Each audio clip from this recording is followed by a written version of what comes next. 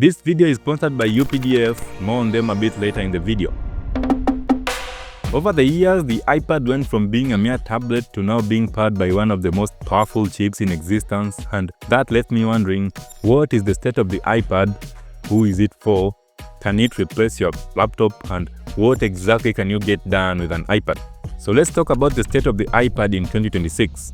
Starting off with the iPad's hardware, more specifically the chip or processor. Before, all iPad models were powered by the exact same Mobile Bionics chip as the iPhones, but since 2021, following the release of the iPad Pro 5th Gen and the iPad Air 5, all models are now powered by the M series Apple Silicon chips, except of course for the iPad mini and the vanilla iPad series. Apart from the processor, we have some insignificant hardware changes like the camera.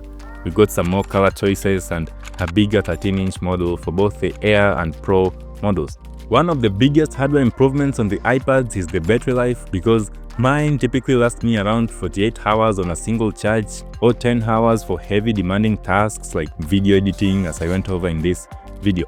I just wish they added fast charging on the iPads, but at least we can squeeze in 10 hours of use with 45 minutes of charge. By the way, if you like the wallpaper you are seeing, you can grab one for yourself with the links in the description box down below.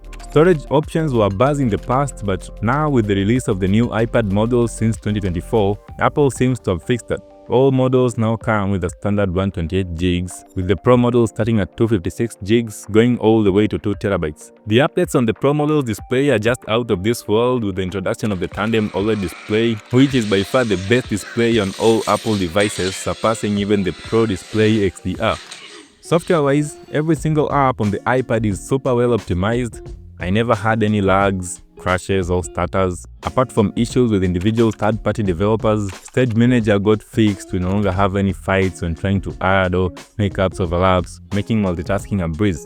We now have external monitor support, where I've personally seen a lot of improvements since the first time I used it over 2 years ago. Spotlight can even run shortcuts now. We have a calculator and passwords app. We have a lot of minor welcome improvements to the UI and native Apple applications. By no means is the iPad a perfect device. There is still a lot to improve. Unlike Windows or macOS, which are already stable, we have a lot to look up to for the iPad and iPadOS.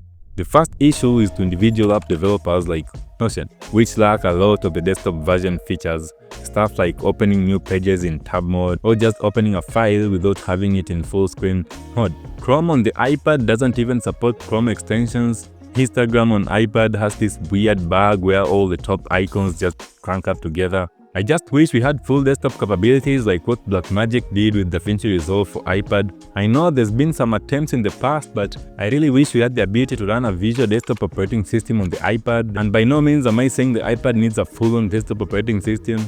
I'm just saying it would be a nice to have. I really wish we had multiple microphone and speaker supports like on a Mac, where you can listen to a podcast while scrolling through some blog with videos or ads playing, because as soon as another audio source comes up on the iPad, it automatically cuts off the first source. I also wish quick view was made easier like on macOS, where you just hit spacebar and you can have a quick peek at the contents of a file. In some cases, there is no true background task support. Apps like DaVinci Resolve, you can't export while doing something else simultaneously. You have to wait until it's done, otherwise it cancels the export. And that weird floating keyboard bar, please get rid of that. It really drives me nuts whenever I connect a keyboard to the iPad and I have this weird keyboard bar at the bottom when all shortcuts are already available on the keyboard itself. It sometimes even blocks important functionalities in apps like Notion, where it blocks the entire shortcut bar at the bottom. Now that the iPad supports all these heavy pro-grade softwares like DaVinci Resolve and Logic Pro, and you can actually use this as a work machine, I wish Apple added Time Machine backup to the iPad. And yes, I know we have iCloud backup, but it would be nice to have Time Machine support as well. I also wish we had the ability to offload apps like on Android, because sometimes you just need a fresh start without having to uninstall then install an app again. There's not really much to complain about the iPad because it's way more than I could ever ask for, and I just can't wait to see what Apple has in store for us in the future. Let me know if you also have an iPad and if you use it as your main and only device, or you can just tell us what you use your iPad for. Let's have a chat in the comment section down below. I have a few videos going about the iPad on my channel, you can check them out. With that said, I'll see you in the next one to discuss why I wish I bought the iPad way earlier.